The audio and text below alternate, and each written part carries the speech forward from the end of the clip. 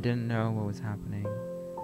It was like someone was placing their hands over my eyes and walking around, not caring. I was isolating myself from my friends and family, mostly my parents.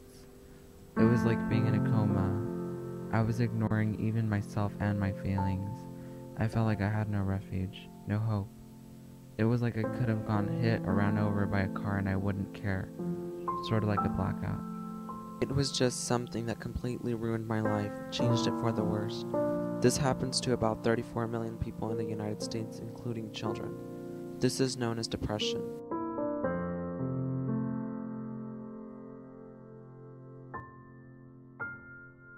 I was around the 9th grade. I was a freshman in high school.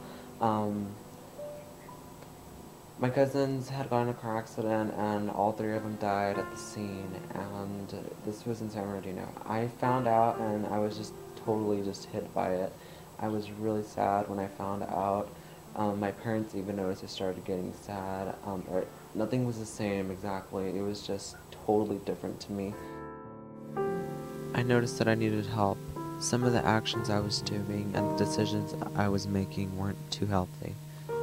I started to see a family psychologist with my mom and dad. I was in a parent group and they involved teenagers my age just like me. I felt lucky for some reason. I wasn't as bad as most of them. Some of them had schizophrenia and I only suffered from depression. I was just one of the lucky ones. Some of the symptoms I had that made me notice I had depression was I was doing a lot of cutting behavior. I was cutting my wrist, I was cutting myself in general.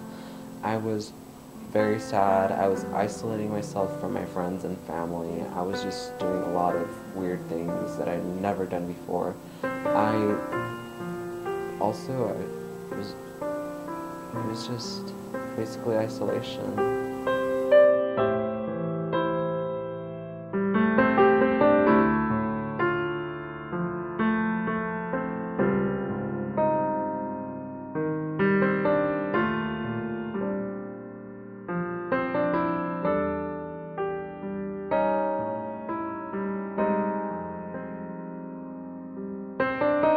So we'd be walking to our fourth period class. He'd say nothing while we were walking, or he would, but he would just be talking about like a lot of problems he was going through at home, and like how much he didn't want to go home, and how much like he didn't want to be there. At the same time, he didn't want to be around anybody. And then like after fourth period, like I'd be waiting for him downstairs, and he wouldn't come. I would just be waiting and waiting, and he wouldn't come. He would basically just go somewhere else. And like he didn't want to talk to any of his friends, and especially at lunch, our table that we always sit at, usually he would go there all the time and just eat lunch with us, whatever, kick back and just have fun.